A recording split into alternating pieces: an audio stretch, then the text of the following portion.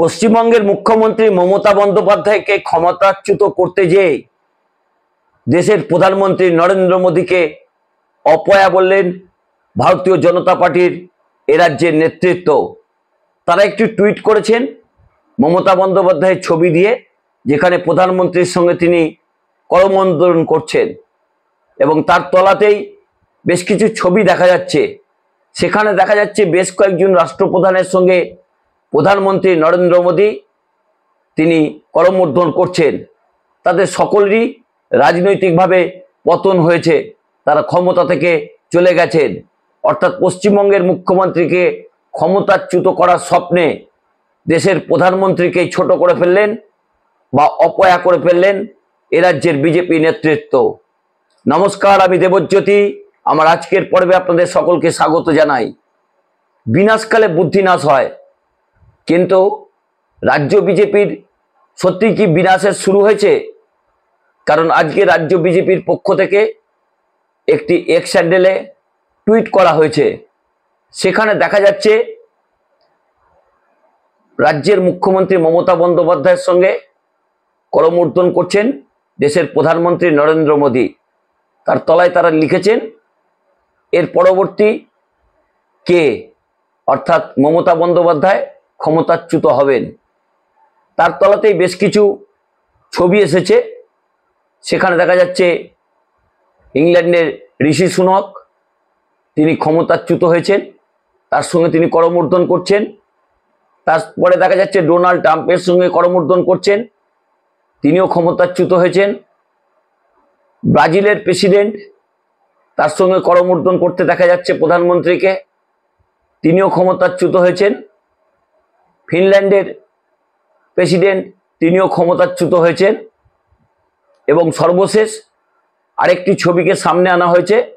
সেখানে দেখা যাচ্ছে বাংলাদেশের প্রধানমন্ত্রী শেখ হাসিনার সঙ্গে করমর্দন করছেন ভারতের প্রধানমন্ত্রী নরেন্দ্র মোদী। যে আত্মঘাতী পোস্ট বিজেপি রাজ্য নেতৃত্ব করেছেন, তাতে আগামী দিন রাজনৈতিকভাবে একটা জল্পনা কিন্তু তৈরি হয়েছে।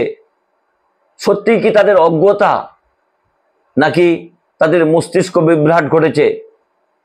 রাজ্যের মুখ্যমন্ত্রী মমতা বন্দ্যোপাধ্যায়কে আরজিকর ইস্যুতে ক্ষমতাচ্যুত করার যে স্বপ্ন তারা দেখছেন, সেই স্বপ্নকে সফল করতে যেয়ে দেশের প্রধানমন্ত্রীকে তারা এতটা ছোট করে ফেললেন। আপনাদের বেশ কিছুটা পিছিয়ে যেতে হবে। আপনারা আরেকটি তথ্য তুলে ধরি। রাহুল গান্ধী গত বিশ্বকাপে প্রধানমন্ত্রী নরেন্দ্র মোদী খেলা দেখতে গেছিলেন। সেদিন বিশ্বকাপ ক্রিকেট থেকে ভারতকে খালি হাতে ফিরতে হয়েছিল।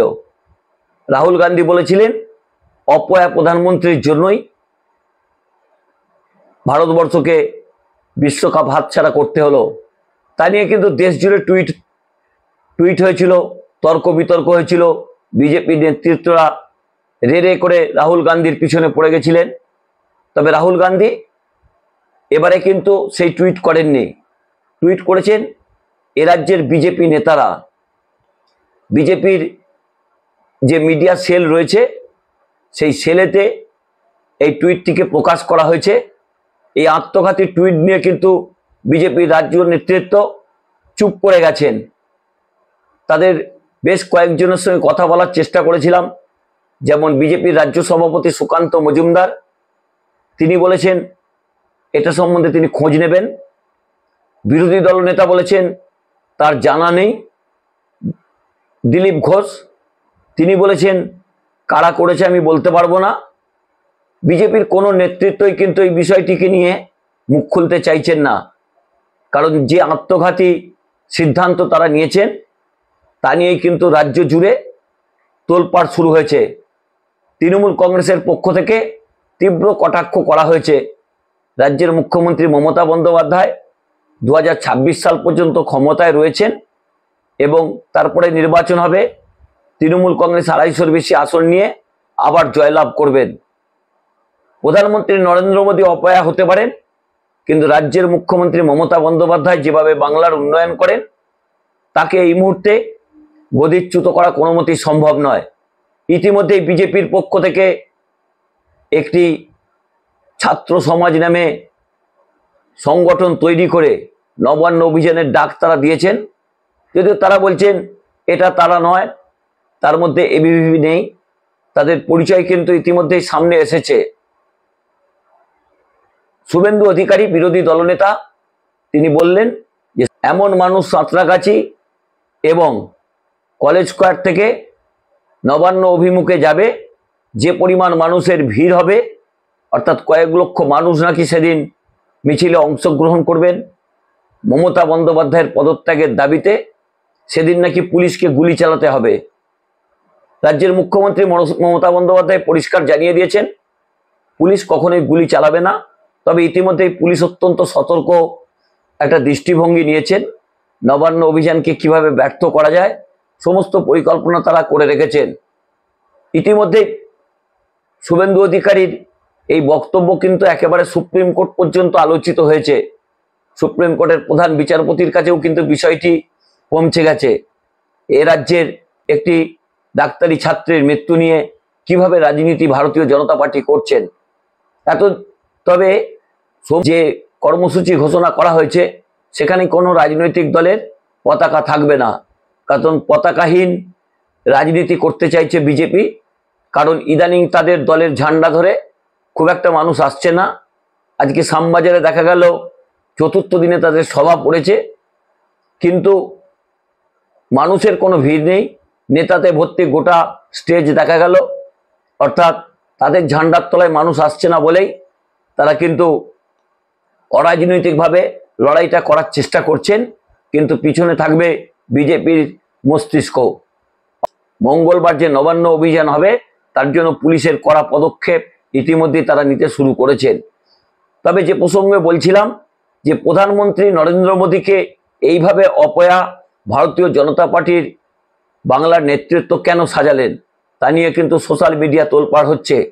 প্রধানমন্ত্রী নরেন্দ্র মোদী তিনি তৃতীয়বারের জন্য প্রধানমন্ত্রী হয়েছেন, তিনি ক্ষমতায় থাকবেন, কিন্তু তিনি যেসব রাষ্ট্রপ্রধানদের সঙ্গে হাত মিলিয়েছিলেন বলে যে ছবি সামনে এসেছে তাতে ভারতীয় জনতা পার্টি যথেষ্ট অস্বস্তিতে রয়েছে।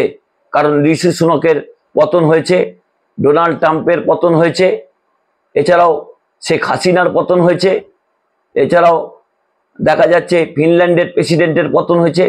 তারা মমতা বন্দ্যোপাধ্যায়ের ছবি পোস্ট করে বলেছেন এরপরে কে?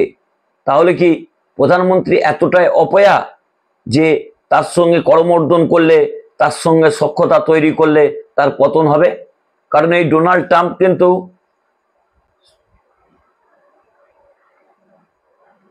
প্রধানমন্ত্রীর ডাকে তিনি গোটা গুজরাট চষে বেরিয়েছিলেন।